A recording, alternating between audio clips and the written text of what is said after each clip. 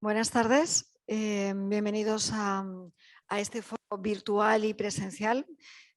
Muchas gracias a los que están aquí en la Academia de España en Roma, a los que nos están siguiendo a través del streaming de la Academia y especialmente a los ponentes que en esta ocasión no han podido, parte de ellos no han podido venir a Roma, pero vendrán pronto. Y a la parte también de ponentes que están aquí en Roma. Muchísimas gracias a los cuatro. Bien, para comenzar y teniendo en cuenta que esta actividad se enmarca dentro de un programa global de nuestra embajada, quería dar la palabra a nuestro consejero cultural, que es el coordinador y el promotor de este gran programa en el que se involucran diferentes áreas de la Embajada de España en Italia. Carlos, cuando quieras. Buenas tardes. Quiero agradecer a la directora de la Academia su acogida a este programa, por supuesto a los ponentes que están aquí y allí. Qué mejor que hablar de la globalización que poder hacerlo de manera presencial y virtual. Cuando iniciamos este proyecto de conmemorar el quinto centenario de la circunnavegación como primera experiencia, digamos, global que ha sido contada, bueno, hoy en día la globalización forma parte de nuestras vidas. Y por eso creo que es importante que todas las instituciones culturales de la embajada se implicaran en este proyecto de reflejar lo que es la globalidad en nuestra contemporaneidad. Desde luego, el tema de la sostenibilidad es absolutamente prioritario y fundamental en una globalización ordenada, porque una globalización desordenada nos lleva a una vida peor y una vida que no es vivible. O sea que la reflexión que podemos hacer en torno a la sostenibilidad y la globalización es una aportación muy, muy importante. Por tanto, en nombre del embajador, que no puede estar hoy aquí porque tiene otra serie de una actividad que le hubiera gustado estar, y en nombre de la embajada, gracias a los ponentes que están aquí y allí, que nos van a hacer reflexionar sobre este tema tan importante. Y de nuevo, por supuesto, gracias a la Academia, que acoge muy gustosamente este programa, esta coordinación que hemos hecho desde la embajada, y a su directora. Nada más, y espero que sea tan interesante como se prevé. Gracias, Carlos. Bien, a mí me toca presentar especialmente a los ponentes, a los participantes, pero simplemente a modo recordatorio sobre el tema de sostenibilidad y cultura. Ya comenzamos el año pasado, también de la mano de Blanca de la Torre y Alfonso Martínez, junto con otros invitados españoles e italianos, a empezar a abordar un tema fundamental, que es de alguna forma el cuarto pilar, ¿no? Uno de los cuartos, dicen, de cuarto pilar de la sostenibilidad en cuanto a ver cómo la cultura puede ayudar en la consecución de los objetivos de la Agenda 2030 y cómo la cultura es ese emblema, esa base sobre la que basarnos.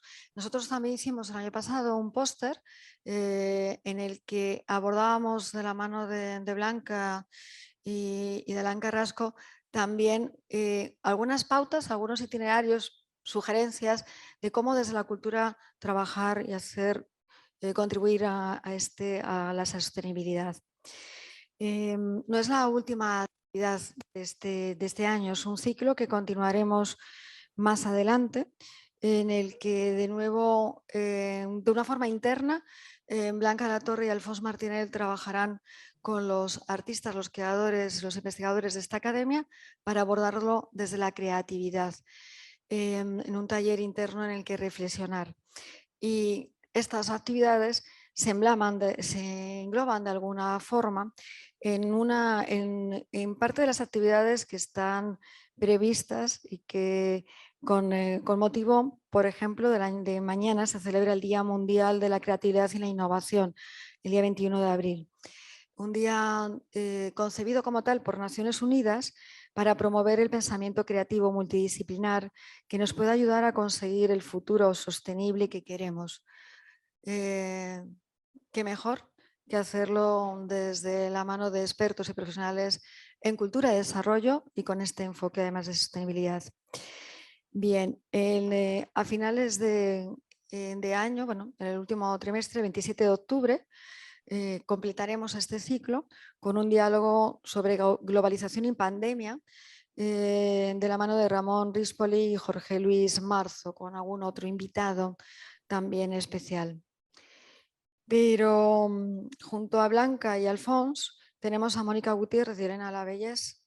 Elena y Mónica luego os presentará mejor Blanca, pero quería daros la bienvenida como en calidad además de residentes de esta academia, artistas, investigadoras, miembros fundamentales de esta comunidad artística y creativa de la Academia de Roma. Buenas tardes, Alfons, te veo por ahí. Alfons Martinell, doctor honorífico de la Cátedra UNESCO de Políticas Culturales y Cooperación. Es miembro académico de la Red Española para el Desarrollo Sostenible, REDS, donde dirige la Comunidad de Conocimiento y Prácticas sobre Cultura y Desarrollo Sostenible. Es miembro de la Junta Directiva del Cercle de Cultura de Barcelona y fundador del Laboratorio Iberoamericano de Investigación e Innovación en Cultura y Desarrollo, con sede en Cartagena de Indias, en Colombia y en Girona. De 2004 a 2008 fue director general de Relaciones Culturales y Científicas del Ministerio de Asuntos Exteriores y Cooperación y el promotor de la Estrategia de Cultura de Desarrollo, que aún hoy en día sigue pilotando y poniendo los objetivos y la prueba a las políticas públicas en materia de cultura y desarrollo de España. Bienvenido, Alfonso. Blanca de la Torre, comisaria, historiadora de arte y ensayista, trabajando en la intersección entre las artes visuales, la ecología política y las prácticas creativas sostenibles. En este momento es curadora jefe de la 15 Bienal de Cuenca, Ecuador, uno de los eventos más relevantes de Latinoamérica. Directora artística de San José, Ciudad Paisaje, y dirige el Aula Sostenible del Centro Atlántico de Arte Moderno de Las Palmas, entre otros proyectos. De 2009 al 2014 fue comisaria conservadora y responsable de exposiciones y proyectos de Artium. Posteriormente ha comisariado múltiples proyectos en el ámbito nacional, en España e internacional, en el Centro Museo de Arte Contemporáneo de Belgrado, en el Centro de Artes de México en Monterrey. Ha publicado centenares de textos especializados en libros y catálogos y forma parte de la comunidad de conocimiento y práctica sobre desarrollo sostenible de REDS. Además, también en estos momentos coordina, dirige e impulsa algunos proyectos sobre cultura y sostenibilidad en algunos centros de la red de centros culturales de la cooperación española en América Latina. Bienvenidos también a los centros culturales que están del otro lado en estos momentos en directo y que después se conectarán también gracias a Facebook. Bienvenidos a todos y por favor, Blanca, adelante, tienes la palabra. Gracias, Ángeles.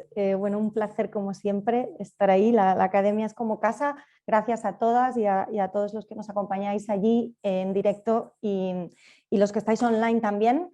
Y bueno, hola de nuevo, Alfons, un placer como siempre. Y si te parece, como vamos con un poco de prisa, voy a ir al grano. Voy a empezar ya a establecer este diálogo para hacer un poco de introducción en esa idea, en esa relación entre globalización y cultura. Bueno, pues comentándote cómo en las últimas décadas del pasado siglo muchos análisis sobre los efectos de la globalización en la cultura vaticinaban unos horizontes de homogeneización cultural. ¿Cómo crees que podemos interpretar ahora los impactos de la globalización y la sociedad de la información en la cultura contemporánea? Muchas gracias, Blanca. Un placer estar en la Academia, un placer dialogar contigo. Pues vamos a responder. Sí, la globalización al final del siglo pasado, como dijo Manuel Castells, vino para quedarse. Vino para quedarse. Y vino para quedarse y habían diferentes diagnósticos en el mundo cultural, ¿no? Uno de ellos era que la globalización iba a crear una una gran cultura homogénea, y que iba a desaparecer la diversidad cultural, ¿no? Y al cabo de un tiempo hemos visto varias cosas, ¿no? En primer lugar, como un sabor agridulce, ¿no? Hemos visto que la globalización ha tenido una cierta repercusión en la vida cultural y en los sistemas culturales en nuestros países, pero también aspectos positivos, ¿no? Porque de alguna manera la globalización, Bauman la caracteriza por una gran movilidad de personas, de ideas, de lenguajes, de expresiones, ¿no? Como nunca había habido en nuestra humanidad. La creatividad y las formas de trabajar se han movido mucho, y las personas, los actores, los interlocutores de cada cultura se han movido como nunca, y esto ha generado, diríamos, un contacto entre las culturas, no digo un diálogo, sino un contacto entre culturas a un nivel muy acelerado, ¿no? Y casi no tenemos capacidad de entender qué repercusión va a tener. Pero nunca las culturas habían estado tanto en relación. Agridulce porque también es verdad que la globalización ha presentado aspectos negativos, ¿no? Como la pérdida de algunas características culturales, pero también hay una característica que es la globalización ascendente. Nunca en lo global lo pequeño había estado tan presente como ahora. Nunca las pequeñas expresiones culturales habían estado presentes. Y hoy en día, en este cambio tecnológico, que no es tecnológico, es una revolución, como otras revoluciones culturales ha habido en nuestra humanidad, esta revolución ha permitido también que expresiones culturales que antes no estaban en el escenario del intercambio cultural, hoy en día estén presentes. Por lo tanto, hay aspectos positivos y negativos, ha repercutido y sobre todo a este gran contacto entre realidades culturales y creadores. Y déjame decir una cosa final. Lo que sí que ha dicho es que nos ha evidenciado una nueva brecha a las brechas que ya teníamos en nuestras sociedades, que es la brecha digital. O como quieren decir algunos más, la brecha de acceso computacional, ¿no? No solamente digital, a la computación y a la comunicación. Y esto sí que es un tema preocupante, porque hoy en día muchos niños y jóvenes en el mundo, para seguir su escolaridad obligatoria, necesitan la conexión en Internet en casa y tener un aparato en casa. Cosa esta que ha creado una nueva pobreza, una pobreza cultural que se tenía que rectificar. No es casualidad que el Banco Mundial haya editado un documento pidiendo Internet para todos, o diciendo Internet como un derecho fundamental, ¿no? Que no es el Internet la herramienta, sino es la idea de un acceso universal para acceder a la información y al intercambio y a la comunicación. Yo creo que aquí hay una línea importante de trabajar, sobre todo en reducir los efectos negativos de la globalización y poner en valor los positivos, que son muchos y que han permitido avanzar en algunas líneas, en proyectos y cooperaciones y coproducciones culturales como nunca había habido en tanta riqueza y tanta diversidad. Yo creo que la globalización ha repercutido en algunos puntos, pero también ha creado una visión más amplia de diversidad cultural. Y bueno, en ese sentido, Blanca, tú que vienes del campo de la curaduría, de las prácticas artísticas, de acompañar a creadores en su proyecto, ¿cómo ha cambiado este modus operandi del artista, del creador, de los proyectos creativos que antes tenían una base bastante local, ¿no? Y ahora con la globalización ves que los artistas no están en un sitio, se están moviendo. En el caso de la academia, ¿no? Un grupo de artistas que cada año se están moviendo. Y en esta idea, ¿cómo crees que ha cambiado estas prácticas artistas y de curaduría en este mundo globalizado? Bueno, yo creo que en este caso tiene que ver menos con homogeneización y más con descentralización, ¿no? Lo primero porque, como comentas, desde hace tiempo es muy habitual que los artistas tengan más de un lugar de residencia, no siempre fija además, incluyendo residencias temporales como los que se encuentran ahora en Roma. Y en general, buena parte de quienes trabajamos en el sector pasamos larguísimas temporadas en diferentes latitudes investigando, ¿no? Y estos periodos, además, trabajando en otros contextos, conducen a una suerte de hibridaciones que van construyendo marcos de pensamiento, ¿no? Y que en el caso del arte creo que terminan haciéndose comunes, además, en muchos casos, debido también a que habitamos, como comentabas un poco, la era de las TIC, ¿no? Este modus operandi, además, yo creo que nos facilita también hacernos conscientes de nuestro lugar de enunciación, ¿no? De nuestros espacios de privilegio también, y tratar de romper con determinadas lógicas que tienen que ver con eso, ¿no? Romper con el pensamiento monolítico también y aprender, además, ¿no? Aprender muchísimo, sobre todo. También encuentro que, a pesar de que lamentablemente a nivel de apoyo, tanto apoyo económico como visibilización, perpetuamos un modelo centralizado en las grandes capitales, cada vez vemos más la proliferación de iniciativas más periféricas, ¿no? Incluso en la periferia de la periferia.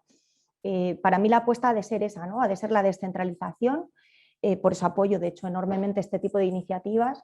Estoy pensando, por ejemplo, solamente en el Estado español, pienso en la Ortiga Colectiva de Cantabria, ¿no? En la Fundación Cerezales de León, el Museo de Genalguacil en mitad de la montaña malagueña, ¿no? En Muturbels, en el País Vasco, en Galicia, con la red de los museos de Lugo, ¿no? Donde pues dinamizan la zona a través de proyectos de arte contemporáneo en lugares como el Museo del Mar o en ese pazo maravilloso, ¿no? que tienen. Y digo esto también porque cuando se habla de esa supuesta dicotomía global-local, hay que considerar muchos matices, ¿no? Hay que pensar también todos esos espacios que se ubican en un territorio un poco más gaseoso. Y aunque está cambiando, aún no hay suficiente apoyo, no hay redistribución, y ahí es donde, bueno, aparte hay que entrar en juego más agentes, no solamente del sector cultural, sino del económico, el trabajo, el transporte, etcétera. Yo creo firmemente, de hecho, que un buen plan de descentralización cultural podría ser una herramienta muy efectiva para luchar contra la España vaciada, por ejemplo, ¿no? Y bueno, pues hay que apoyar este tipo de iniciativas. Bueno, no puede ser que, por ejemplo, yo haya tardado un tiempo similar, así por exagerar un poco, en ir a uno de esos lugares de Galicia que comentaba, que la semana siguiente en irme a Costa Rica, ¿no? Por ejemplo. No sé, ¿cómo entiendes tú, por ejemplo, el espacio creativo en una sociedad globalizada? Bien, yo creo que las ciudades son la expresión de la globalización, ¿no? Es decir, ya no hay ciudades monoculturales. En las ciudades conviven muchas realidades culturales y mucha gente procedente de culturas diferentes y artistas diferentes. Y cada producto cultural ya es pluricultural, ya es multicultural. Lo vemos mirando la guía de una ópera, la guía de un CD, de una producción musical o de cine. Si miráramos quién es quién, cada uno y de dónde viene, vemos que es una confluencia. Los productos culturales se están convirtiendo en una confluencia de personas de la globalización, ¿no? Para llevar a cabo este producto cultural. Y en ese sentido los artistas están viendo que su producción está donde ellos creen que tienen que estar en un momento determinado, ¿no? Depende de su proceso creativo. Las ciudades es un tema fundamental en ese sentido, pero también la pandemia ha evidenciado que hay una nueva relación, lo que tú decías, nuevas periferias, ese es el alejamiento de la ciudad, porque la tecnología nos permite trabajar ya desde unas ciertas distancias. Es decir, hasta orquestas ensayan desde diferentes lugares o producciones se planifican desde diferentes lugares. Yo creo que aquí hay un cambio importante y las ciudades van a jugar un papel, pero no será solamente el papel de encuentro, porque el encuentro yo creo que estará en las redes. En las redes, el encuentro estará en Internet y en esta conexión que yo desde Girona estoy conectando aquí, tú desde Madrid y el otro, y esto ya se está convirtiendo en un hecho bastante habitual, con todas las críticas que queramos hacerle y sus pros y sus contras, que como todo las tiene. Pero me parece que sí, que las ciudades van a ser un lugar de encuentro y va a ser un lugar donde se va a expresar visualmente la globalización. Como ya estamos viendo, Barcelona tiene residentes de 170 nacionalidades diferentes, ¿no? Cuando dices esto, dices, bueno, es que esto ya es Naciones Unidas, ¿no? La ciudad en sí ya ha traído gente de diferentes lugares. Creo que el concepto de movilidad de Bauman en la globalización es la que lo resume mejor.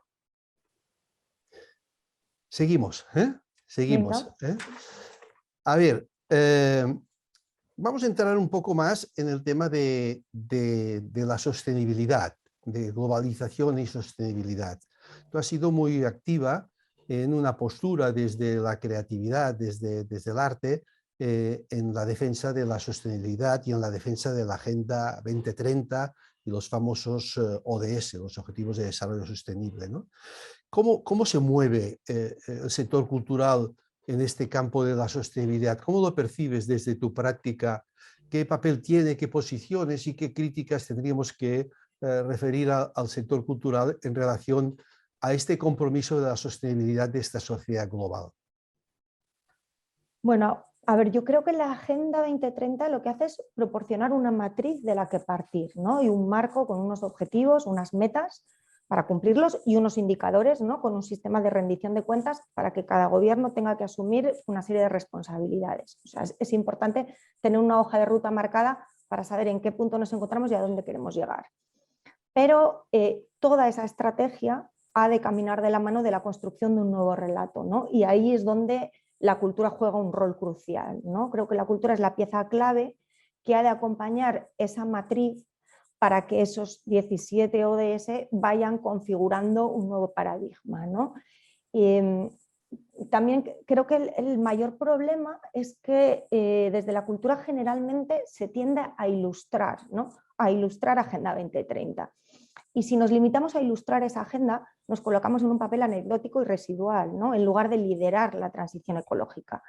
Y yo creo que sin un cambio en la cosmovisión, o sea, solamente con esas pautas de carácter tecnocrático, es imposible alcanzar la descarbonización, ¿no? Especialmente si queremos hacerlo de manera justa y redistributiva.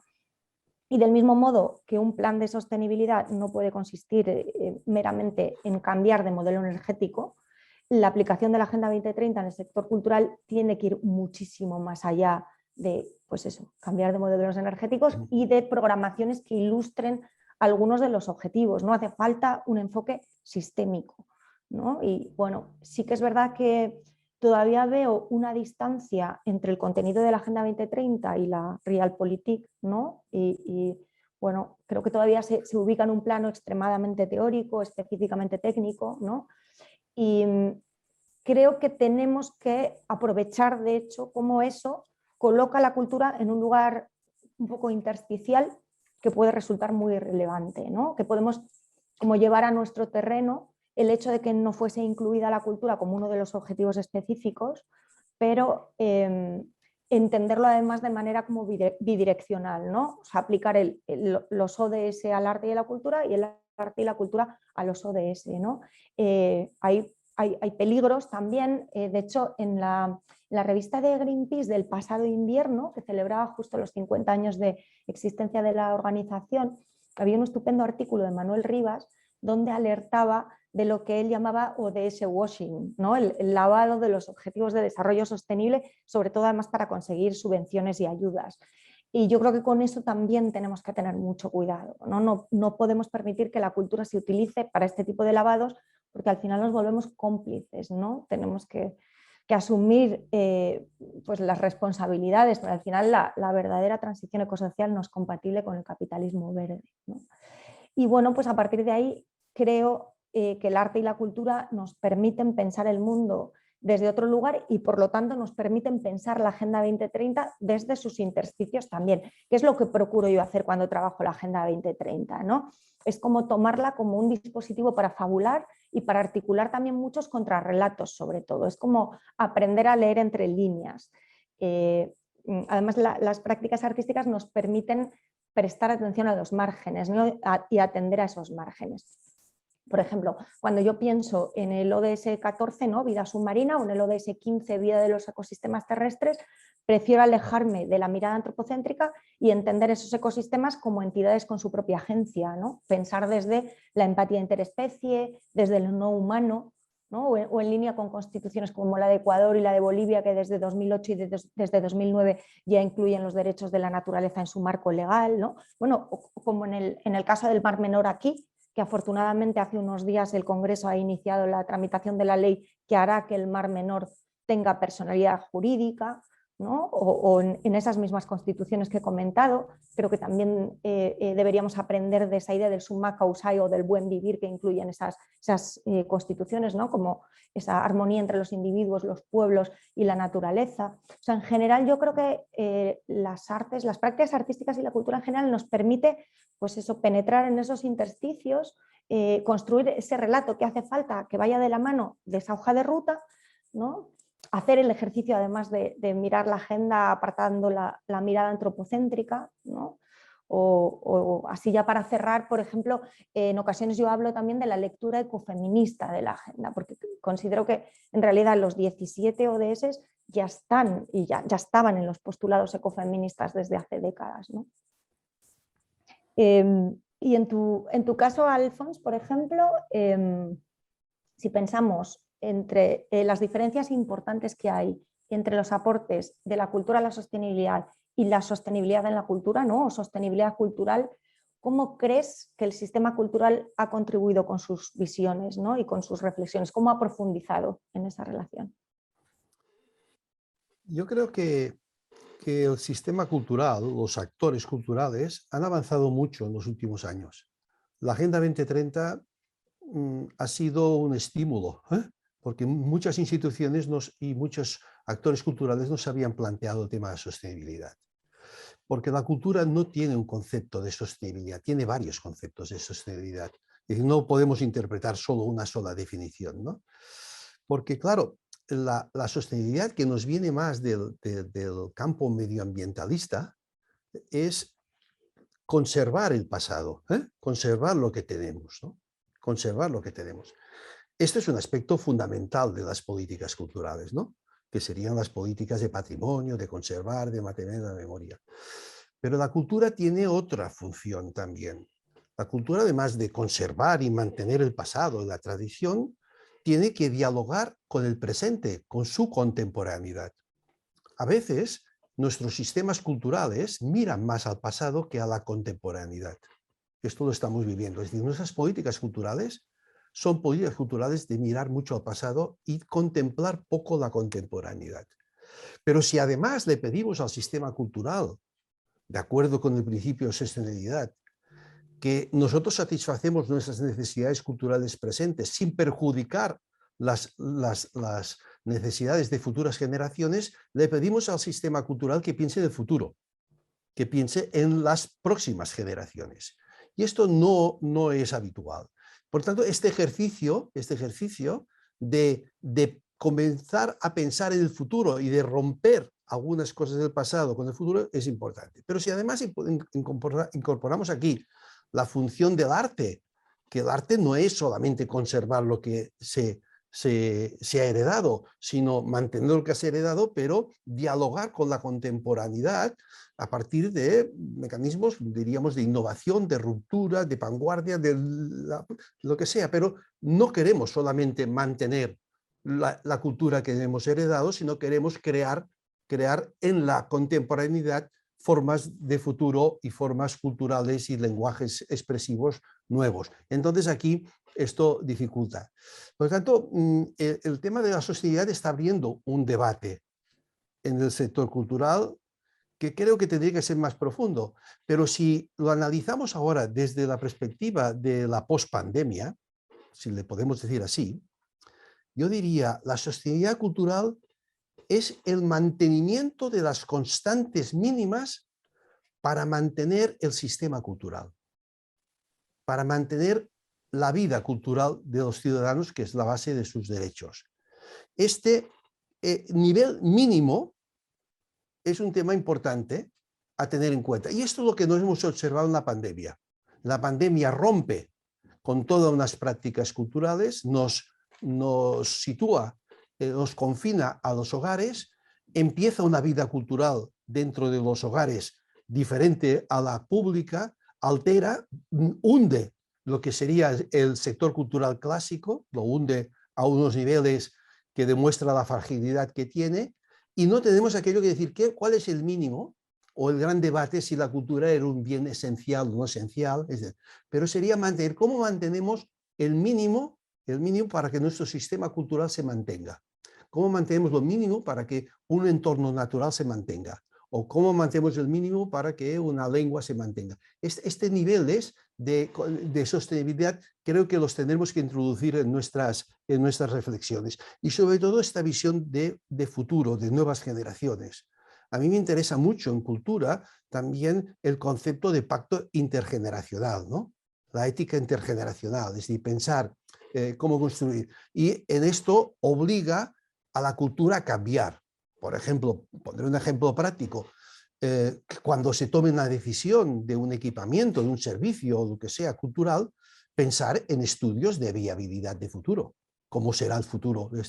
¿Cómo será en el futuro el cine, el teatro, los museos, etcétera? Nos da una vía de reflexión importantísima, y sobre todo para que el sector cultural, más allá de ser, como dices tú, un acompañante de los procesos de desarrollo sostenible que hay en la Agenda 2030, plantee un futuro y sobre todo plantee unas formas de hacer propias. Y yo creo que aquí hay un trabajo a realizar y reflexionar, ¿no? Como, y aquí hablando de la academia, que hay creadores y creadoras, aquí cómo uno articula lo que recibe de su lenguaje con lo que él quiere proyectar de su lenguaje, qué quiere provocar en la contemporaneidad, el pasado, contemporaneidad y futuro, es elemento fundamental en esta lectura de la sostenibilidad. Y aquí hay un trabajo a hacer que yo me alegro mucho que el sector cultural lo haga, solamente por una referencia. Fíjense bien, cuando hubo el famoso informe Brundtland en 87, creo, la única reacción del sector cultural por parte de UNESCO es defender el concepto de diversidad cultural. Nunca en aquel momento, en el 87-90, se planteó sostenibilidad cultural, ni desarrollo cultural sostenible. No se planteó. Ahora sí, ahora está encima de la mesa, y aquí hemos de pensar en las decisiones, cómo se toman, y sobre todo en este equilibrio que nos pide el sector cultural entre pasado, presente y futuro. Y tú, desde tu perspectiva, ¿cuáles crees que son los mayores obstáculos que tiene el sector cultural, los actores, las instituciones culturales y artísticas, para sumarse a esta dinámica de compromiso con el desarrollo sostenible? ¿Cuáles son los obstáculos más grandes? Yo hablaba un poco del efecto pandemia, pero ¿qué obstáculos estructurales hay? Porque a la larga el sistema cultural tiene que identificar estos obstáculos para que el sistema cultural pueda desarrollarse y evolucionar hacia estas perspectivas de futuro. Bueno, yo creo que son pocas las instituciones que verdaderamente estén dispuestas a asumir responsabilidades que vayan más allá, pues eso, de teorizar desde la comodidad del despacho, ¿no? Porque implica cambios estructurales serios, como decías. Y yo siempre insisto en que la transición no va a ser cómoda, ¿no?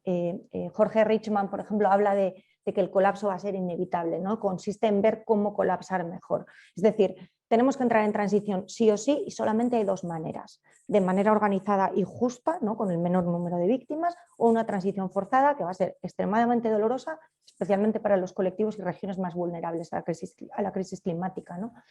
En teoría, todos preferimos la primera, pero la primera tampoco va a ser fácil y no va a ser nada cómoda. Y ahí está, yo creo, la clave, ¿no? Que implica la toma de decisiones radicales, que implica romper definitivamente con el modelo fosilista, entre muchísimas otras cosas, ¿no? Y tanto en el ámbito político como en el cultural, que al fin y al cabo van de la mano, se opera con carácter electoralista, y el cortoplacismo aquí no vale, ¿no? Interesa operar de modo que los resultados brillen lo antes posible, pero al final, en el camino de la sostenibilidad son cruciales las tareas y los procesos que son más invisibles, ¿no? Y a las instituciones culturales les interesa más esa parte visible, ¿no? Lo que vaya a quedar reflejado en prensa, en esos informes, y lo que hace falta es mucho trabajo de fontanería. y nadie quiere invertir sus presupuestos ni su tiempo en trabajo de fontanería, ¿no? La mayor parte prefieren pintar fachadas y el único modo, yo creo, de liderar esa agenda sostenible desde la cultura es asumiendo ese reto de pensar a largo plazo pero tomando decisiones en corto, ¿no? Y en general son pocos los que se atreven a funcionar así porque saben que haciéndolo pues se arriesgan, ¿no? a perder sus espacios de privilegio al final. Entonces, bueno, el problema, pues eso, es que están todos esos planes, pero los planes reales van a ser muy incómodos, ¿no? Y al final, pues bueno, implica romper con muchas lógicas. Implica, de hecho, también con esa idea de progreso como crecimiento continuo que sigue también asentada en la mayor parte de las instituciones culturales, ¿no? Que implica dejar de medir en términos de número de visitantes o de la cantidad de actividades que hacemos, ¿no? en producir y pensar más los modos en los que producimos cultura, el modo en el que la producimos y no la cantidad que producimos, ¿no? Y apostar sobre todo más por modelos en línea con el decrecimiento, ¿no? Desde la cultura tenemos que decrecer, creo que esa es una de las claves, me parece, sí, sin duda. Y bueno, hablabas de compromiso intergeneracional, ¿no? ¿Qué crees entonces? Por un lado, ¿de qué forma crees, los sistemas culturales realmente ese compromiso internacional? ¿Y qué se puede entender además por futuros culturales? ¿No? Que hablamos ya hablas todo el tiempo en esa clave de futuro. ¿Qué se puede entender por futuros culturales? Bueno, futuros culturales es una manera de decir que el sistema cultural y los agentes culturales no miran tanto el pasado. El pasado tiene su función, ¿no? Y sepa dibujar, imaginarse futuros. Para hacer futuros será necesario correr riesgos. Correr riesgos, experimentar, diría. Experimentar nuevos procesos, experimentar en el sistema cultural, correr riesgos y sobre todo para tantear de estos riesgos cuáles de las hipótesis que se pueden plantear van a ser importantes para las nuevas generaciones, pero sobre todo de dar paso a las nuevas generaciones. En ese sentido, habría una lucha intergeneracional en el sistema cultural contemporáneo en si los jóvenes, dicho así genéricamente, tienen suficientes espacios de acuerdo con el peso que tienen de población, ¿no? Y las otras generaciones, los que somos mayores, estamos ocupando, somos tapones, no tapones. Había pero sobre todo había esta idea de alentar a los directivos de las instituciones, a los artistas, a los creadores, a correr riesgos de futuro. Y esa es la única forma de avanzar.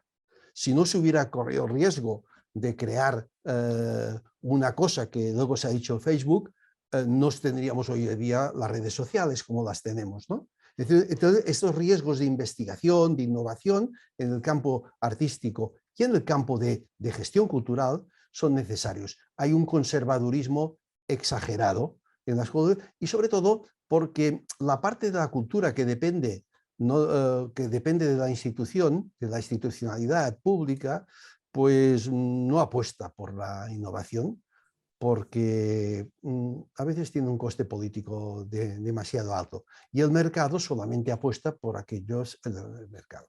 Creo que aquí hay un elemento fundamental que nos hemos dejado cuando hablamos de desarrollo sostenible, es que hemos de ser más incisivos en demostrar los aportes de la cultura al desarrollo sostenible. Yo siempre cuando hablo de la Agenda 2030, que dice el epígrafe, transformar nuestro mundo, cuando no colocaron un ODS, escribí un artículo que decía, ¿se puede conseguir esto sin la cultura?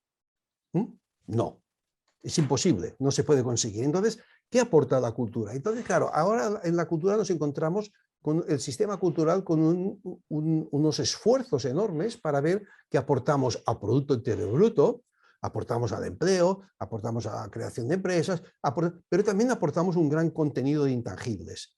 Pues evidenciar los intangibles y valorar los intangibles.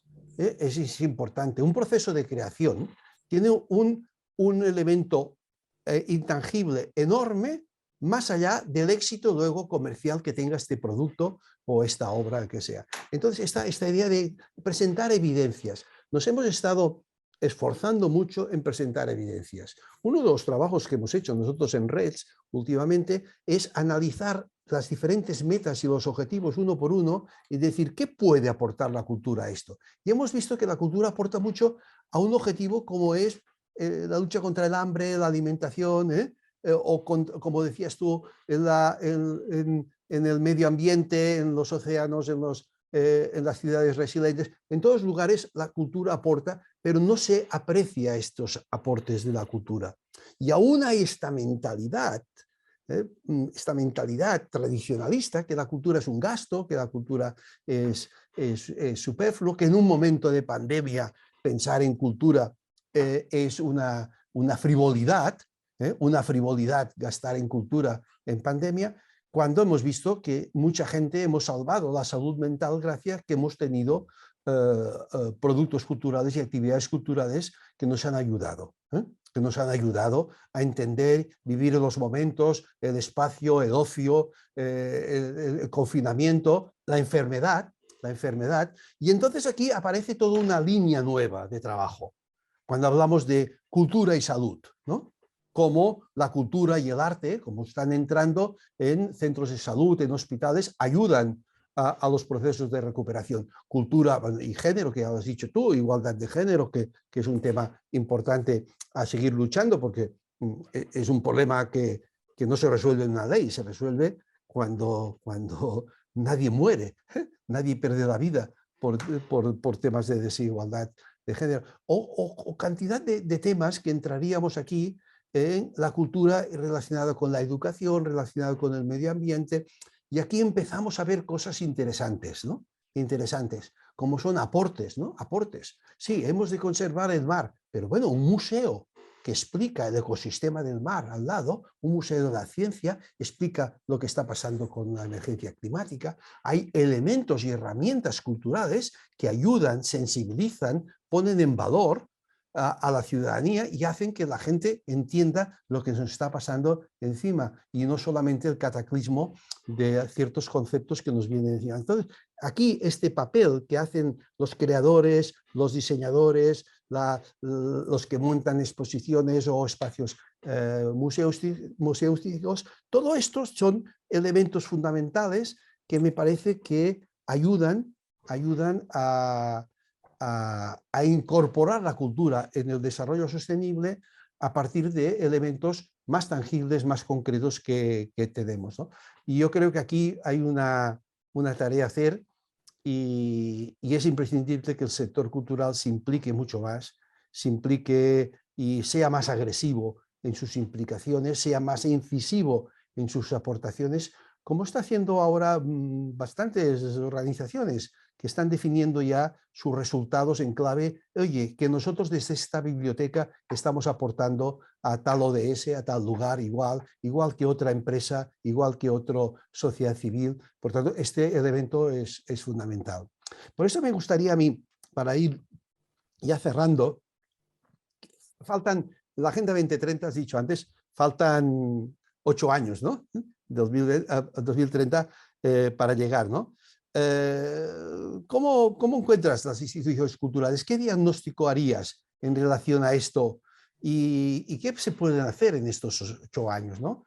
¿Qué ideas darías tú para romper un poco cierta inercia y ser actores más proactivos para demostrar, sobre todo a esta agenda común de la comunidad internacional, que es la Agenda 2030, que la cultura se le tenía que haber considerado más en el 2015 y se le tiene que considerar seguro en el post de esta agenda? ¿Cómo lo ves esto? Bueno, en este momento es verdad que pues casi todas las instituciones incluyen en sus programaciones la sostenibilidad, ¿no? Y la Agenda 2030 en mayor o menor medida, al igual que las empresas y prácticamente cualquier sector, ¿no? Pero en la mayoría de los casos está presente de manera epitelial, ¿no? Salvo algunos casos inspiradores. Pero, a ver, es cierto que hay algunas instituciones o agentes que se lo están empezando a tomar en serio, pero en muchos casos son cambios puntuales, ¿no? Y ejercicios meramente ilustrativos, ¿no? Como decíamos. y un enfoque ecosófico en una institución, ¿no? O en cada uno de nuestros proyectos se tiene que acompañar de un plan sistémico integral de sostenibilidad, ¿no? Al final, desarrollar un relato de superación de la crisis climática coherente implica considerar la trazabilidad de los materiales, pues de todos los materiales con los que producimos la cultura, ¿no? Los procesos, los trabajadores, las personas implicadas, ¿no? Y en general todo el ciclo de vida del proyecto, ¿no? y prestando atención a la justicia climática como telón de fondo que decíamos. Pero bueno, sigue interesando pues salir más en los medios, los grandes nombres, los grandes discursos teóricos y retóricos, los blockbusters, ¿no? Y rara vez interesan esos procesos invisibles que comentaba y esas metas a largo plazo, ¿no? y los cambios estructurales serios. Es decir, de nuevo, piensas en ODS 11 de ciudades y comunidades sostenibles, igual no necesito que me hagas una exposición sobre ciudades y comunidades sostenibles, sino lo que necesito es que desde la propia institución penséis en clave de kilómetro cero, ¿no? En la repercusión en el entorno local, en adquirir a los proveedores locales, en producir para que ese impacto económico recaiga en el entorno, no en las corporaciones globales, por ejemplo. Al final, pues eso, a mí me gusta pensar el mundo como lo global al fin y al cabo es eso, es esa red de hilos invisibles que permiten visibilizar el mundo en clave de ecología política, ¿no? Y son esos hilos invisibles los que creo que se tienen que visibilizar más desde las instituciones, porque siempre que tiramos de uno de esos hilos hay un impacto al otro extremo de ese hilo, generalmente además en el sur global, ¿no? Entonces, bueno, yo creo que aún estamos en la casilla de salida, creo que queda mucha carrera por delante y muy poco tiempo. Pero también, como soy optimista por naturaleza, pues estoy convencida de que próximamente muchas de esas instituciones sí que harán ese despegue verdadero, ¿no? y se pondrán las pilas. Y espero que lideren esa transformación. O sea, sí confío en ello, pero bueno, lo volveremos a comentar dentro de 7 años, cuando estemos un año antes de la Agenda 2030, ¿no? en ese 2029, que si lo piensas solo son 7 años, ¿no? que es al final un abrir y cerrar de ojos. Entonces, bueno, no sé, quiero ser optimista, insisto, el pesimismo es muy poco operativo y sobre todo si pensamos en términos de sostenibilidad. Pero bueno, en definitiva, yo creo que el reto está claro que no es ni científico ni tecnológico, sino que es cultural, ¿no? Porque es imprescindible construir un nuevo relato. Y ahí es donde tenemos mucha responsabilidad y tenemos un largo camino por delante y muy poco tiempo. Y bueno, yo creo que ya estamos en hora para dejar paso a Mónica y a Elena, ¿no? Y que nos cuenten un poquito. Mónica, si te parece, empezamos contigo. Voy a hacer una brevísima introducción de ella. Mónica Gutiérrez forma parte del colectivo de arte, arquitectura y medio ambiente Basurama, que centra su área de estudio y acción en la ciudad y los procesos complejos que en ella conviven. Utiliza la basura en su sentido más amplio como punto de partida, como medio y como fin para pensar y construir nuevas posibilidades. Trabaja en red, con participación activa, pone en valor todo eso que he comentado hace un rato. Doy fe que Basurama lo hace porque he tenido el placer de colaborar con Mónica y con todo el equipo en numerosas ocasiones ya. Y bueno, pues sí ponen en valor esos recursos locales, ¿no? Esa creatividad como claves para desarrollar proyectos de transformación social, ¿no? Y en Roma está haciendo una investigación sobre la hibridación injerto, ¿no? Que estoy deseando conocer cuando llegue, que tiene como objetivo aplicar ese conocimiento agrícola a un proyecto artístico que permita reflexionar sobre los difusos límites de la naturaleza. Pero bueno, cuenta con numerosos proyectos apasionantes y además, como hay poco tiempo, creo que se va a centrar en uno o dos en particular, así que le voy a dejar ya paso para no comerme más tiempo. Bienvenida, Mónica, y muchas gracias.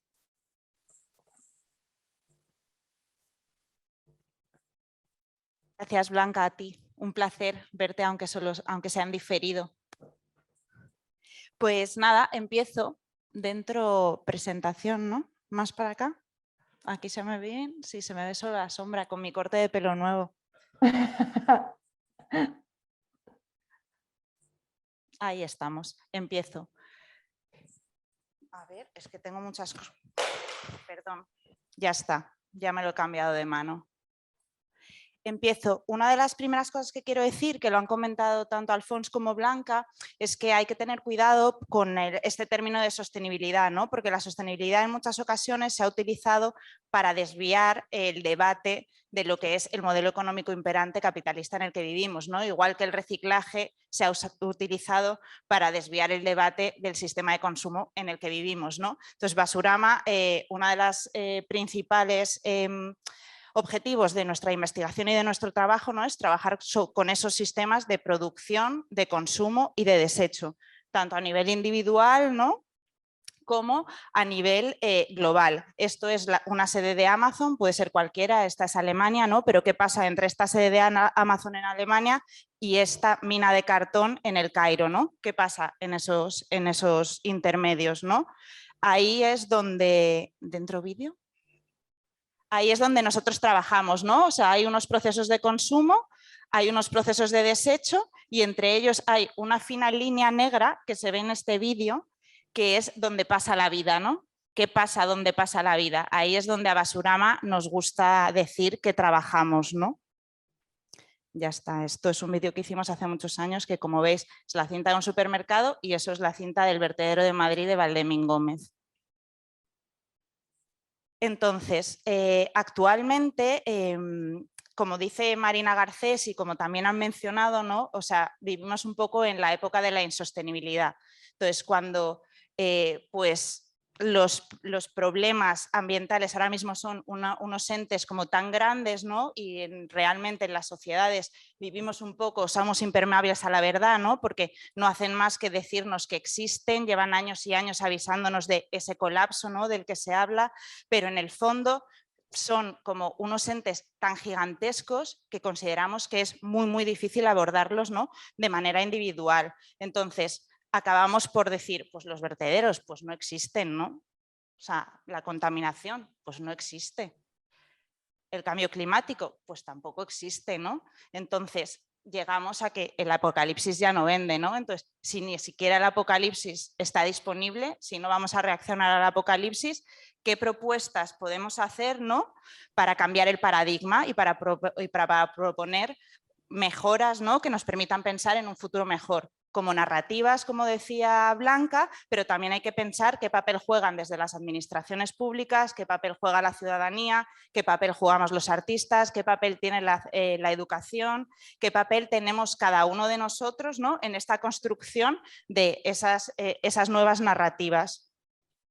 Entonces, desde Basurama pensamos que eso, si llega un momento en el que toda esa narrativa, todas esas imágenes y todo eso que se nos está contando, ¿no?, está resultando inútiles, para generar un ecologismo contemporáneo tenemos que empezar a pensar en otras cosas, ¿no? Otras cosas, cómo crear esas nuevas narrativas y cómo construir esos nuevos imaginarios, que es uno de los puntos donde Basurama trabajamos más, ¿no?, en construir esos nuevos imaginarios conjuntamente con otras personas, ¿no? Entonces, ¿nosotros qué hacemos? Proponer procesos que ayuden a pensar otras formas posibles de relacionarnos, sobre todo de vivir, de habitar, de diseñar y de producir, para ser más felices en principio. Entonces, uno de los proyectos, el proyecto que os voy a contar, ¿no?, que creo que ejemplifica muy bien nuestro trabajo y todo esto que vengo contando, es un proyecto que hicimos hace 3 años en Madrid, en Vallecas. Los que conocéis Madrid, pues Vallecas es como la periferia, ¿no?, el Pau de Vallecas, que es donde estuvimos trabajando, en el ensanche, es como donde acaba la ciudad, ¿no?, es el límite que hay ya donde lo urbano se transforma en rural y hay una mezcla ahí entre que cruza una carretera de 4 carriles una perdiz, ¿no?, esta especie de espacio un poco intermedio. Esto es Vallecas antes de la construcción del Pau, esto es Vallecas después de la construcción del Pau. Pues en este tiempo a lo mejor pasaron como 4 años, ¿no? El Pau se ve más o menos así, se suponía que iba a ser uno de los grandes crecimientos de Madrid, con un montón de arquitectos estrellas sostenibles también, pero en realidad fue un espacio que está creado con bloques de viviendas que tienen su pequeño oasis en el interior, se refieren a una piscina y palmeritas, ¿no? O sea, ya está, ahí esa es tu pequeña comunidad, pero todo el espacio público ha sido muy, muy poco pensado. De hecho, si veis en esta plaza, bancos contados, había 74 bancos y ni uno solo de los bancos estaba uno enfrente del otro. O sea, el diseño del espacio público es inexistente. Si no existe un diseño apropiado del espacio público, tampoco puedes generar ningún tipo de relación en la comunidad, ¿no? Al final tendemos también a generar un urbanismo y unas ciudades que individualizan muchísimo a las personas en lugar de generar comunidades o colectividades. Para nosotros es fundamental generar esas colectividades o comunidades porque son las que permiten no solo ser más resistentes, resilientes y solidarios ante situaciones de crisis, sino también porque se genera pensamiento crítico y se generan propuestas para tener ciudades mejores, ¿no? Bueno, este es el Pau, otras imágenes así del Pau. Este Pau se hizo un poco famoso porque Hans Haacke hizo una exposición muy importante en el Reina Sofía, porque todas las calles de este Pau se llaman como calle del arte contemporáneo, calle de este tipo de cosas. Y este es el espacio público del Pau. O sea, está muy bonito, pero ahí, claro, en esos bancos no se había sentado nadie en 1000 años. Bueno, y esto es este solar que veis allí, ¿no? Que divide el Pau, es gigantesco, ahora luego lo vais a ver.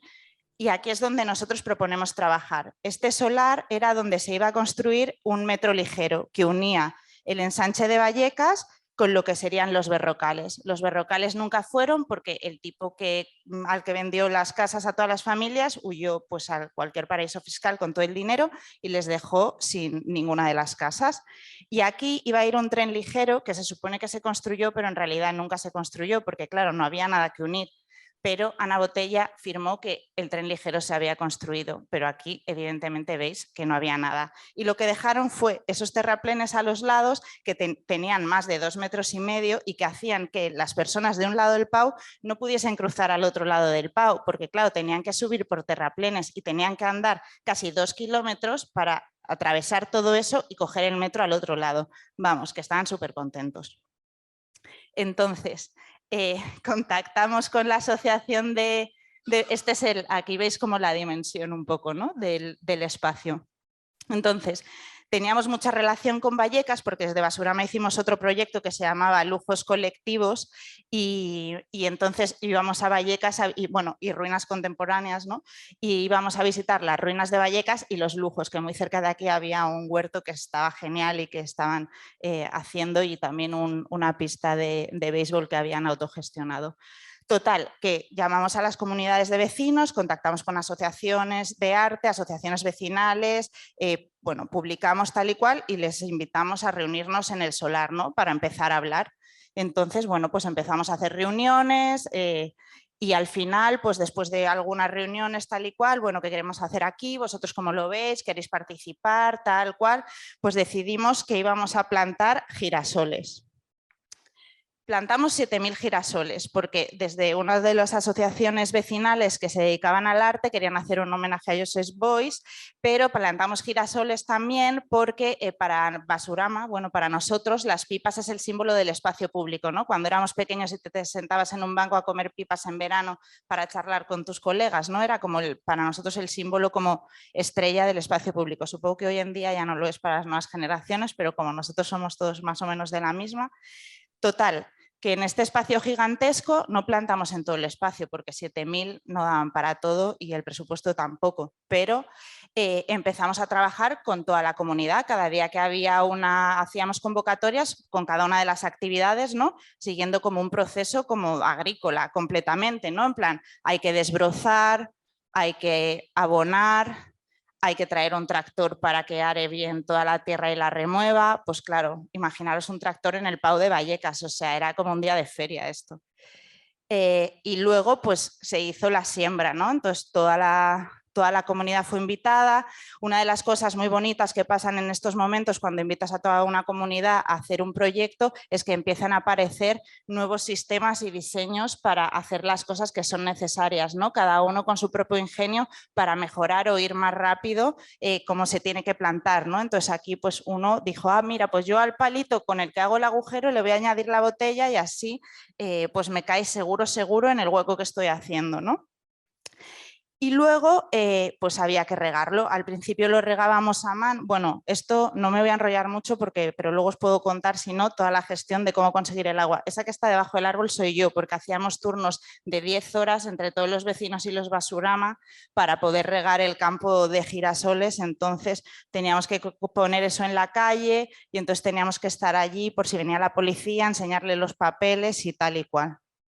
Entonces regamos los girasoles, evidentemente en todo este proceso un montón de vecinos, aquí no va a salir nada, estáis locos, bla, bla, bla, bla, bla, bla, pero los girasoles evidentemente acabaron saliendo. Este es el campo en Valle.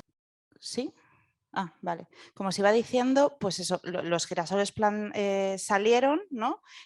Son dos imágenes de Pau que estuvimos haciendo también fotos aéreas con globos aerostáticos. Uy, perdón. Esto es lo que contaba, ¿no? O sea, después de toda esta plantación, en el proceso, Matadero Madrid nos invita a hacer una instalación en Abierto por Obras. Abierto por Obras es una de las naves que tiene Matadero Madrid, donde se hacen instalaciones site specific. Entonces pensamos, pues ideal, ¿no? Porque tenemos 7.000 girasoles plantados en Vallecas y necesitamos un lugar donde secarlos.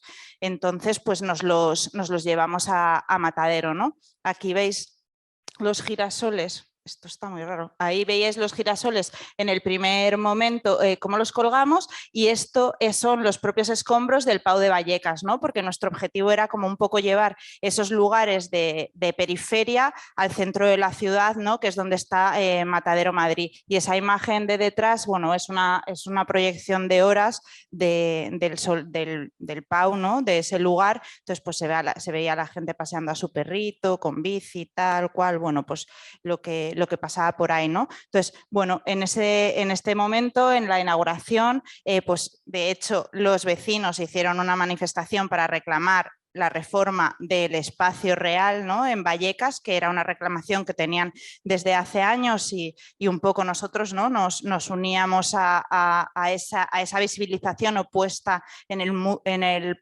punto, en el foco de mira, ese lugar, ¿no? Traerlo al centro de Madrid. Y luego, después de todo el verano, ¿no? Cuando los girasoles se agostaron, que de ahí el nombre de la obra, que se llamó Agostamiento, pues recogimos los girasoles nuevamente, todas las vecinas,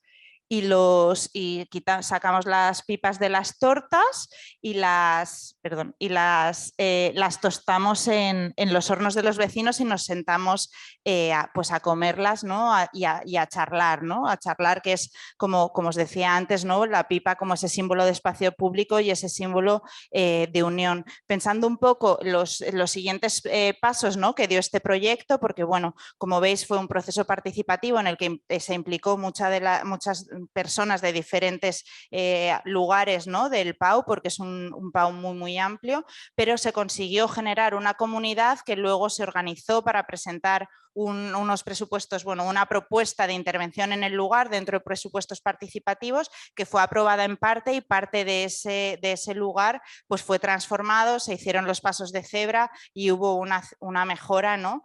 Para la comunidad en ese sitio. En cualquier caso, bueno, a nosotros nos hubiese encantado, ¿no? Que hubiesen seguido plantando girasoles año a año, pero eso no pasó.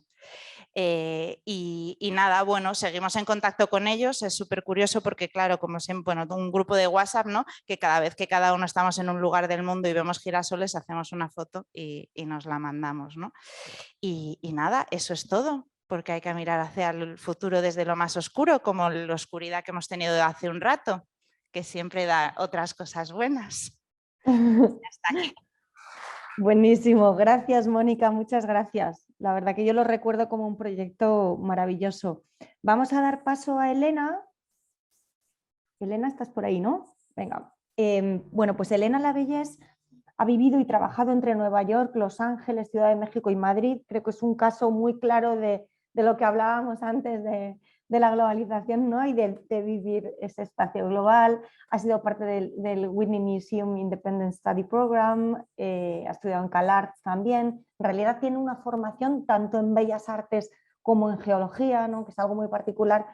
Y bueno, ha expuesto internacionalmente pues, por todo el mundo, ¿no? Desde Meat Factory en Praga, la Elizabeth Foundation for the Arts en Nueva York, el MOCAP de Belgrado, Matadero Madrid también, la Casa Encendida, etcétera, y también ha recibido numerosos premios, becas, residencias, ¿no? Como pues, Generaciones de la Casa Encendida, la de Fundación BBVA, la de Blue Project y todo una larga lista, ¿no? de premios. Así que bueno, yo creo que sin más te voy a dar paso, Elena. Muchas gracias, Blanca. ¿Se me oye bien? Creo que sí. Sí, fenomenal. Gracias por la presentación tan detallada, madre mía. Y, y muchas gracias también por la oportunidad de poder presentar este trabajo aquí ante todos vosotros y sobre todo ante mis compañeros y toda la gente que estáis desde casa viendo esta charla y conversación.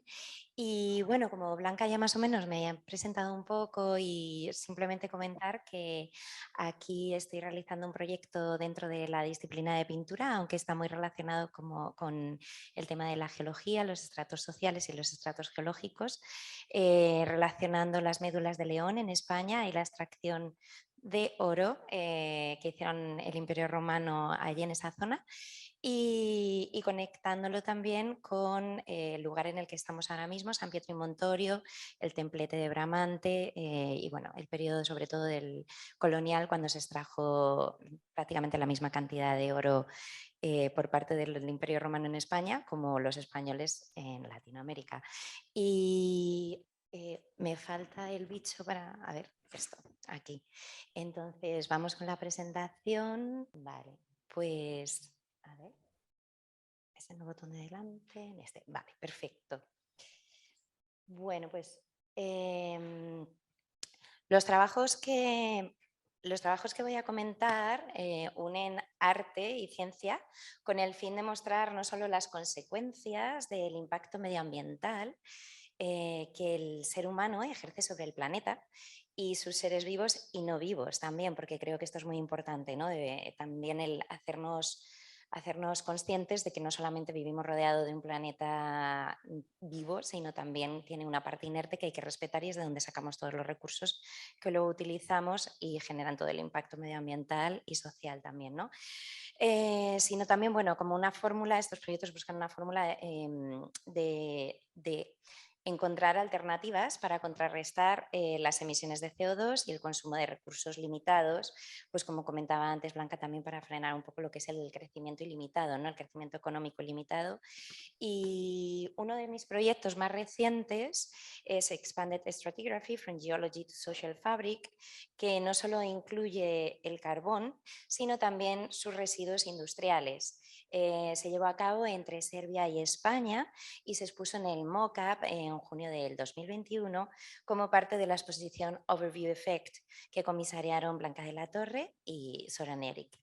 Y este trabajo consta de dos partes. La primera es un trabajo de campo basado en las dos minas de carbón más importantes de Serbia. Una es Kolubara, una de las mayores minas a cielo abierto del país, y Sremski Rudnik, que es la mina subterránea en activo más antigua del país y también que marcó el inicio de la revolución industrial en la región. En esta exposición, bueno, aquí vemos una de las imágenes de la mina subterránea de Sremski Rudnik con uno de los mineros. Y en esta exposición incluyo también las dos fotografías, esta de la mina subterránea y la otra en Kolubara, donde trabajé con los mineros, ingenieros, gente también local y directores de las minas. Y en ellas se puede observar no solo la capacidad del ser humano para transformar su territorio a través de la explotación, sino también a través de la explotación de los recursos humanos, perdón, de los recursos naturales, sino también las industrias derivadas, resistencia social y la solidaridad también frente a estos procesos. En estas minas podemos observar tanto los estratos geológicos coexistiendo e interactuando con los estratos sociales. Sus trabajadores aparte revelan cómo el cuidado, el trabajo en equipo y la resiliencia son elementos claves en su vida y labor cotidianos, ya que conviven constantemente con condiciones muy peligrosas. Y a mí el poder hacer estos retratos o el poder hablar con ellos, el poder hacer estas entrevistas, me sirvió de cómo cómo hacían esa convivencia diaria, ¿no? Como es muchas veces importante darle también visibilidad a esas fórmulas que muchas veces se quedan en un segundo plano porque estamos enfocándonos siempre en la parte negativa de todos estos procesos extractivos. Y bueno, la segunda parte de este proyecto, bueno, perdón, esta es una fotografía de Kolubara, de la mina a cielo abierto, que os comentaba antes, y uno de los lugares más representativos de las luchas sociales por los derechos de los trabajadores en la región. Y bueno, esta es una fotografía en la que se puede ver la escala entre el ser humano, ¿no?, y la maquinaria que se utiliza para poder extraer todos estos tipos de materiales, minerales y la destrucción que se produce. La segunda parte de este trabajo está basado en la investigación de laboratorio en colaboración con el Instituto Mijailo Pupin de Belgrado y también con el Departamento de Ciencia de los Materiales de la Universidad de la propia ciudad también de Belgrado, en Serbia. Y especialmente estas dos imágenes son en el Instituto Eduardo Torroja de Ciencias de la Construcción, que pertenece al CSIC en Madrid, donde colaboré con Ana Fernández, que es una químico que trabaja con todo tema de materiales y desarrollo de estructuras en base a desechos y residuos industriales. En este caso, desarrollamos unas esculturas donde colaboramos para utilizar las cenizas volantes, que son un subproducto de la quema del carbón pulverizado en las centrales de generación eléctrica. Y tras el proceso de extracción en la mina, el carbón se quema para obtener su energía, liberando CO2, y aparte de liberar este CO2 se liberan estas cenizas que se denominan fly ash o cenizas volantes, como os comentaba antes. Estas se utilizan en estudios nuevos de materiales para la construcción, como el cemento, el hormigón, y se reconocen como un producto que se puede utilizar de manera sostenible y respetuoso con el medio ambiente, porque son un subproducto y evitan producir aún más CO2, como por ejemplo ocurre con el cemento Portland, que es el cemento que se utiliza para prácticamente toda la construcción y para el que para fabricarlo hay que emitir grandes cantidades de CO2. Entonces, pues en las esculturas incluidas en esta exposición, que se llaman Open Pit 1 y 2, han sido creadas utilizando el cemento de estas cenizas y como único material. Aparte de, también utilizamos escoria que procede de la fabricación de acero. Y de este modo, lo que hemos podido desarrollar son obras de arte, de alguna manera podríamos llamarlas sostenibles, ¿no? Porque a partir de estos residuos industriales hemos estado evitando la producción y el consumo de materiales adicionales. Y además, pues también se da un uso constructivo, ¿no?, a estos subproductos del carbón, y da una muestra de nuevas posibilidades de las que disponemos para pensar en el uso de los residuos en otros campos, ¿no?, como el artístico. Y esto también son unos dibujos que están realizados con estas cenizas, aparte de, con otros materiales artísticos y sobre papeles que son biodegradables, son biológicos aparte, están hechos a partir de unas plantas que se encuentran en Nepal y también comprados a través de comercio justo. Eso yo creo que también es importante, el poder trabajar sobre siempre materiales que sean lo más sostenible y posible. Y esta es una fotografía de la exposición en el mock-up de Overview Effect. Y estas ideas en las que la ciencia y el arte se funden inspiraron también este proyecto, Fixed Carbon, que lo que reflexiona es sobre el esfuerzo por evitar los peores impactos del cambio climático. Y los expertos creen que se pueden capturar y almacenar miles de millones de toneladas de CO2 bajo tierra. Entonces, en 2012 se inició un nuevo proyecto en Islandia que se llama Carfix, y lo que hicieron es empezar a inyectar en estratos geológicos basálticos, empezaron a inyectar lo que es las emisiones de CO2 de la quema de carbón en las plantas eléctricas para almacenarlo en estado sólido. Para este proyecto que se expuso y que realicé en colaboración con la Facultad de Ciencias Geológicas de Madrid, lo que hicimos en colaboración con una de las catedráticas fue hacer una réplica de este proceso, de este experimento que se está realizando en Islandia. Entonces, utilizamos unos minerales que introdujimos en unos hornos junto con CO2. Ese CO2 se adhirió a la piedra, se acumuló de manera sólida, generando una nueva estructura cristalina, y este es el resultado que luego pudimos fotografiar en un microscopio electrónico de allí de los laboratorios de Ciencias Geológicas y Biológicas de la Complutense.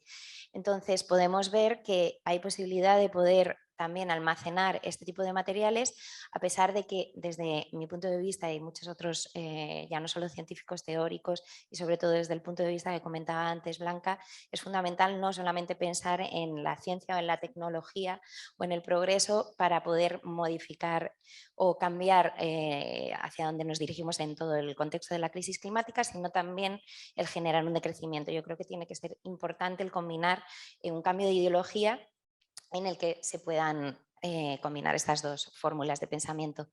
Y eso es todo. Muchas gracias. Gracias, Elena. Muchas gracias. Pues yo originalmente había pensado que igual era interesante cerrar con algunos de los proyectos en los que pues justo las dos habíais coincidido trabajando conmigo. De pronto estaba pensando en la Oficina del Agua de Washington, ¿no? en el que las tres estuvimos junto con otro grupo de artistas trabajando en Washington en proyectos también colaborativos específicamente centrados en el ODS 6, ¿no? Pero vamos a dar primero paso, porque igual no nos da tiempo a centrarnos en este, o a abordar este proyecto, porque creo que sí hay alguna pregunta, ¿no? Me comentan, no sé si nos van a lanzar en alto las preguntas.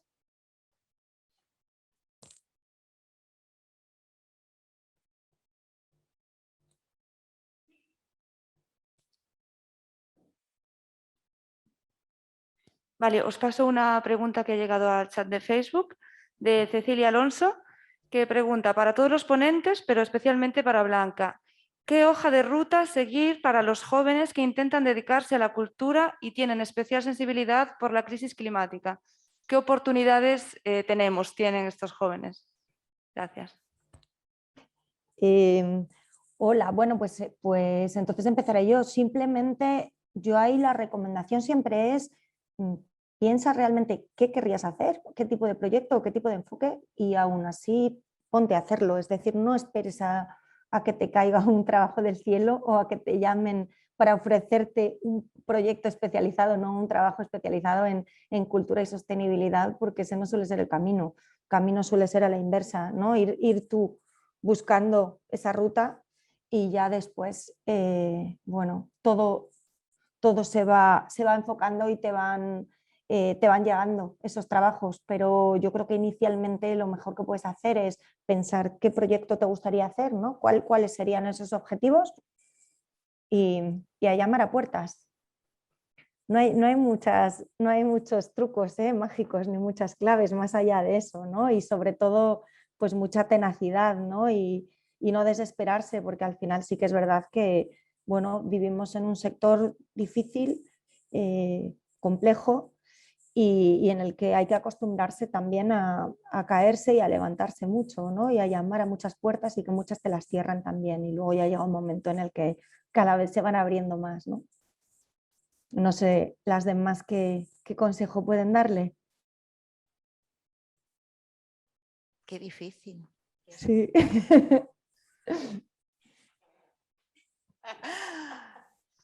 A ver, nosotros vamos desde Basurama, siempre decimos que la base para avanzar en el pensamiento es la acción. Entonces estoy muy de acuerdo con Blanca, ¿no? Hay que ponerse a hacer, hay que ponerse a fallar y hay que ponerse a probar, porque así es como se avanza en la generación de pensamiento, de nuevos modelos y de nuevas formas, ¿no? De habitar el futuro. O sea, que yo creo que esa es completamente la base. Aprender a equivocarse cada vez mejor, ¿no? Es un poco la clave. Sí, aprender que equivocarse no es mal, es bien. Sí. Elena, ¿cómo lo ves? Pues bueno, aparte de estar de acuerdo, yo considero que también el hecho de poder generar desde la educación y desde el poder plantear esos otros proyectos de combinación de diferentes disciplinas, creo que es lo fundamental, o sea, en diferentes disciplinas, tanto científicas, artísticas, culturales, y eso ya implica el que va a haber esa fórmula de experimentación, ¿no? En la que sí, puede haber errores, pero va a haber muchos aciertos y ahí es donde hay que partir y hay que seguir hacia adelante. De esa manera yo creo que aunque haya muchas veces ese estrés, ¿no? Ecológico o esa parálisis que puede generar, yo creo que hay que entender en el contexto en el que estamos viviendo y hacer desde lo pequeñito, desde lo local, todo lo que se pueda, porque eso va a tener un impacto y una visibilidad en un contexto más global. Alfons, desde tu larga trayectoria, ¿qué le puedes comentar? Bueno, creo que es importante. Yo creo que la gestión de la cultura y el trabajo creativo requiere, como has dicho tú, tener un proyecto, pero sobre todo requiere una implicación. El trabajo cultural no es un trabajo mecánico, sino es un trabajo en que requiere que el individuo se sitúe y se implique de alguna forma. Y como han dicho, tanteos, experiencias, conocimiento sobre todo, tener acceso a conocimiento. Y lo que ha dicho al final, se trabaja a nivel local, a nivel de proximidad. Y a nivel de proximidad, y luego se avanza hacia otros niveles. Pero la globalización no quiere decir que sustituye el trabajo local, el trabajo en proximidad y sobre todo buscar alianzas con otros actores culturales y con otros actores culturales o actores sociales, ¿no? Porque las dos experiencias evidencian pues que necesitan un agricultor con un tractor para un proyecto, no necesitan un gestor cultural, ¿no? Y necesitas un químico que te analice el CO2 del cemento, ¿no? Entonces esto requiere una visión pluridisciplinar muy importante. No sé si hay más preguntas por ahí o igual en el propio auditorio, ¿no?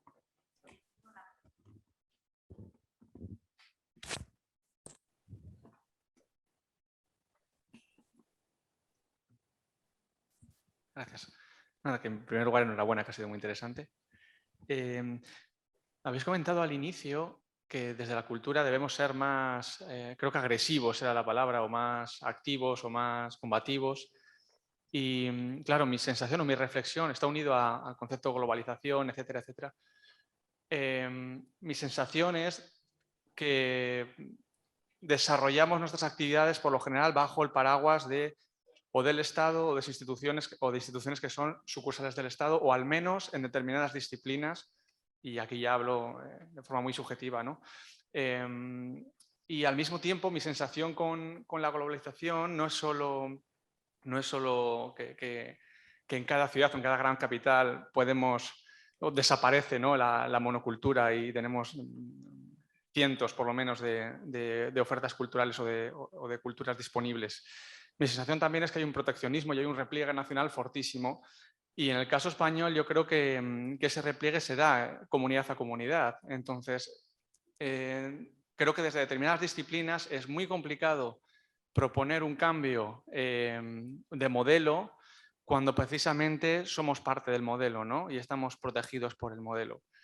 Es un poco mi reflexión. No sé si podéis aportar algo, que seguro que sí. Y nada, muchas gracias. Pues no lo sé. Para mí ahí entra también cuando te has referido de nuevo a lo igual multicultural o intercultural dentro de la ciudad. A mí me gusta mucho pensar con la filósofa ecofeminista Alicia Puleo, cuando ella propone el aprendizaje intercultural como forma de mejora, pero que nos permite precisamente comparar, criticar y criticarnos, ¿no? Y cómo necesitamos un diálogo intercultural, pero no un multiculturalismo ciego. Y yo creo que también va por ahí, ¿no? En el pensar desde ahí y abrir esa puerta siempre al por supuesto que criticar y criticarnos que formamos parte del sistema, bueno, pues que tenemos una profesión que yo creo que implica navegar las contradicciones también. Y de hecho, trabajar el ámbito de la sostenibilidad y la cultura implica estar permanentemente navegando la contradicción también.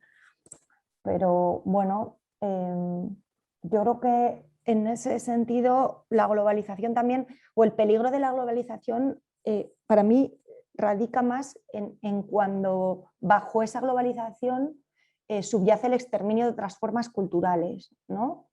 Y cuando lo global implica que algunos conocimientos culturales se asientan como hegemónicos, ¿no? Decía Gramsci, ya que estáis en Italia, que por medio de la hegemonía cultural un modelo se adueña del modo en que entendemos el mundo, ¿no? Entonces, bueno, el problema es cuando ese modelo de hegemonía cultural no permite el paso de aire a otros modelos. Y yo creo que ahí, desde las prácticas artísticas y culturales, tenemos que abrir siempre paso o no permitir que estén cerrados esos pasos de aire a esos otros modelos culturales, ¿no? Yo iba a comentar sobre tu comentario y tu pregunta. Realmente el cambio de modelo se ha ido realizando a lo largo de las últimas décadas y sobre todo desde los nuevos modelos de cómo funcionamos los artistas, como comentaban antes Blanca sobre esos artistas nómadas, ¿no? Que ahora sabemos que yo no digo que esté más o menos de acuerdo o que sea más o menos precario, porque muchas veces ha precarizado lo que es la profesión, pero sí considero que ilumina y que da posibilidades de entender cómo funcionan las cosas en otros lugares, en otras geografías, y que se pueden incorporar y proteger esas otras fórmulas que existen en otras zonas, culturas, fórmulas de hacer, fórmulas de entender el mundo, y que precisamente se están poniendo mucho más de manifiesto en el presente por la lucha ecológica y sobre todo por la lucha por el medio ambiente y del planeta. Entonces, esas fórmulas yo creo que son las que por fin se pueden empezar a incluir, y que desde el mundo de la cultura es verdad que bueno, tenemos unos recursos limitados, pero sí que tenemos la posibilidad de generar nuevas ideas, de crear, al igual que yo siempre comparo un poco la fórmula científica con la fórmula artística. Si al final es cuestión de inventarse nuevas ideas, nuevas formas, o sea, es cuestión de creatividad, ¿no? Entonces, ahí yo creo que sí que puede haber una visión en la que se puedan generar nuevos modelos, ampliando mucho más y incluyendo, aprovechando la globalización para visibilizar otras maneras, ¿no? Lo habéis dicho todo muy bien, no tengo más que añadir.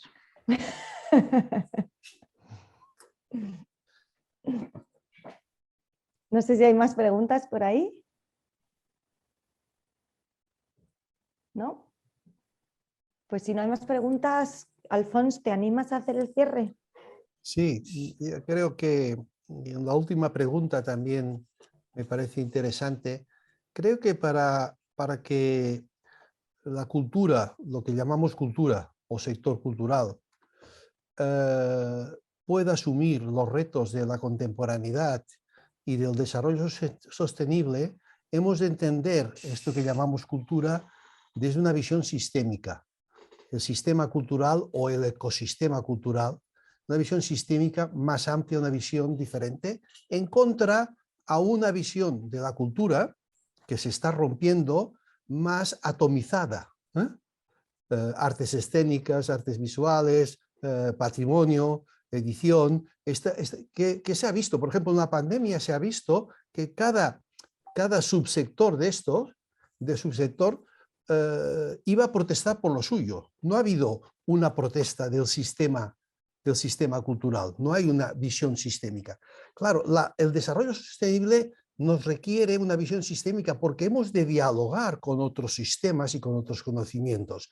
Las dos experiencias que explicamos aquí, pero habría muchas más, dialogan con otros. El diálogo entre arte, humanismo y ciencia y economía y medio ambiente y biología, este diálogo que requiere esta visión sistémica. El sistema cultural permite dialogar con otros sistemas, ¿no? Otros sistemas. Y estamos en una institucionalidad que es una institucionalidad antigua, que no responde a la realidad.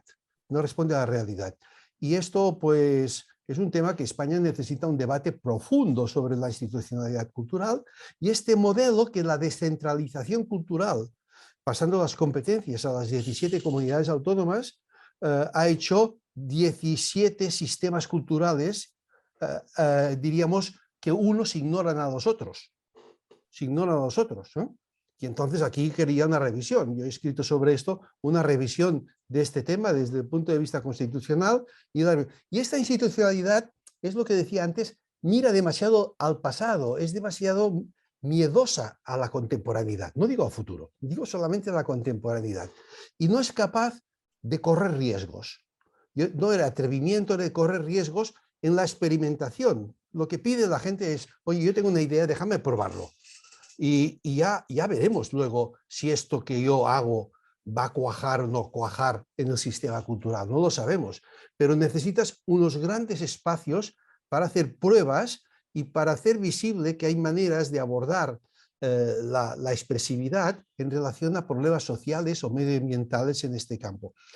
Esto es lo que yo decía como gestión de riesgo y sobre todo y el tema de los futuros. Pero esta requeriría un cambio de mentalidad en la institucionalidad. El Estado no ha de ser un Estado programador en cultura. El Estado es un Estado facilitador. Que el sistema cultural funcione.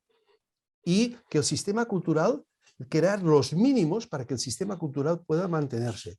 Y aquí tendremos que pensar en cosas más profundas. Políticas culturales en base a derechos culturales, creación de servicios mínimos culturales, definición de servicios de la cultura como un servicio esencial, cosas de esas que se han visto en estos años, que son imprescindibles y que son íntimamente unidas al concepto de desarrollo sostenible, de desarrollo humano sostenible. Las personas se podrán desarrollar en un entorno sostenible si encuentran un apoyo de lo público para facilitar esos procesos. Y entonces aquí sí que hay cosas a revisar y sobre todo a plantearse cambios que son necesarios. El sistema cultural se caracteriza porque es muy resistente a los cambios.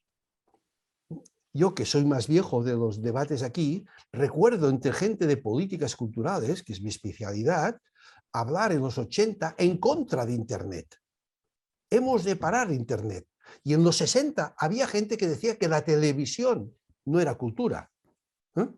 Que no era cultura. Entonces, encuentras textos que verás esa serie de cosas. Ya, cultura es lo que acepta o no acepta una sociedad en un momento determinado. No es aquello que definimos desde la academia o desde una cátedra, sino lo que la gente asume y lo ve que es significativo para él. Si el arte es significativo para la gente, pues el arte es cultura porque es, como dice García Sabel, la cultura es un sistema de aceptaciones y rechazos, ¿no? Aceptaciones y rechazos. Y en ese sentido yo creo que es importante. Yo soy positivo y optimista. Creo que el debate de la sostenibilidad, este debate en la sostenibilidad está tocando a un punto muy importante del sistema cultural y puede provocar este cambio. No lo provocaremos de otros lugares, probaremos de este lugar. Cuando los artistas se alían con científicos y con problemas sociales de urbanismo, etcétera, cuando hay esa intersección entre salud y cultura y arte, entre medio ambiente, entonces empiezas a ver que podemos cuestionar el sistema cultural. A la larga, yo para terminar diría una frase: si queremos asumir que hemos de tener sostenibilidad, hemos de reformar, hemos de modernizar y actualizar nuestro sistema cultural. Y nuestro sistema cultural hoy en día no responde a la contemporaneidad. Nuestro sistema cultural no responde al reto de la sociedad internacional del desarrollo sostenible y respeto a los derechos fundamentales. Y aquí creo que es la nueva agenda que requeriría y que el desarrollo sostenible aporta un elemento fundamental. No sé si he resumido o no he resumido, pero al menos he dado mi opinión final, me he posicionado en relación a este tema. Y sobre todo, espero que les vaya bien y que podamos seguir discutiendo, porque este diálogo es necesario, lo hemos de mantener hemos de seguir el debate para que a ver si podemos generar el cambio que la sociedad se merece. Pues No sé. muchísimas gracias. Es un poco extraño esto, ¿no?, del aplauso en diferido, pero creo que es un aplauso colectivo a todos los que estáis del otro lado de las pantallas y los que estáis aquí. Muchísimas gracias a los cuatro, a todos.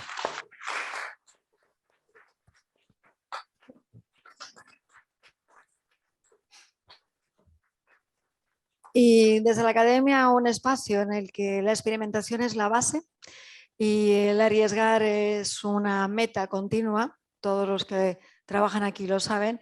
Pues les invitamos a continuar con este tema, con un tema enmarcado, ¿no?, en el ciclo sobre esa reflexión de la globalización a partir de un hito histórico, pensando en la actualidad y en el futuro. Y nos seguimos viendo. Muchísimas gracias a todos. Gracias.